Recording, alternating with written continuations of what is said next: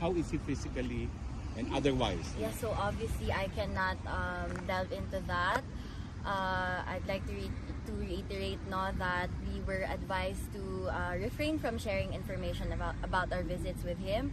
But all I can assure you is that he is alive and well, and it was a very heartwarming visit. Ayun.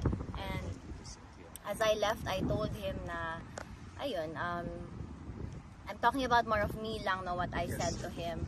So I just told him na, that I don't think you realize how much more I love myself knowing that I'm molded in your likeness. I just told him how proud I am to have been raised by him. And then he was happy. We bid each other goodbye with hugs and kisses. And then ayun, he went off. But he seems healthy Yes. and strong. Yes. No reason for anyone to worry about it. No reason to worry. But ayun, as I said, I cannot discuss further. Okay. So, Can I since, ask one question? Kit, on a different matter, there seems to be a lot of effort right now to impugn your family, no? To be involved in all whatever controversy. Just as a Duterte, as Veronica Kitty Duterte, how do you feel with all of this effort? I know it's a little bit political. No, they can keep trying. Malinis yung konsensya eh. Ganun talaga yan.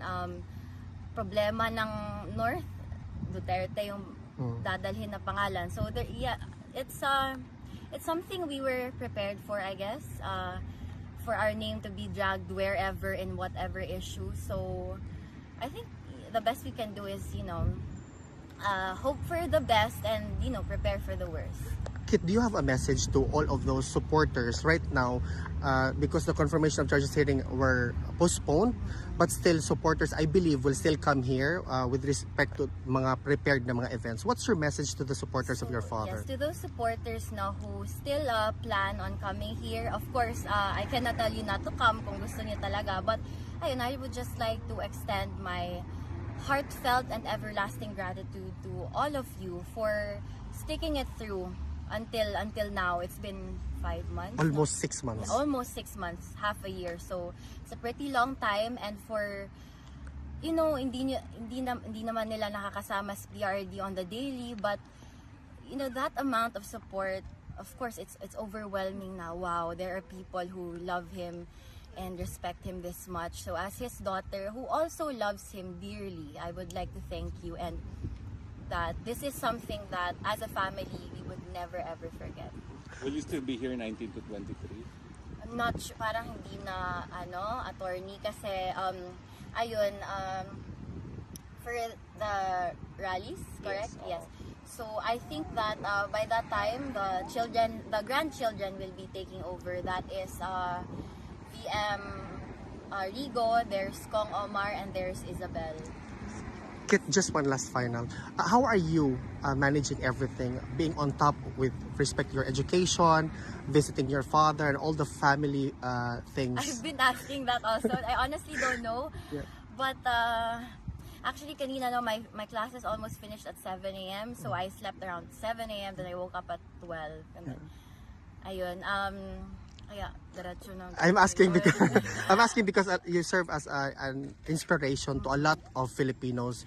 I think it's just a matter of how much you want it, how much you love what you're doing, and how much you love, it's not me, how much I love my dad. So it's just a matter of how much you want it, how much you wanna, how far you wanna go for it.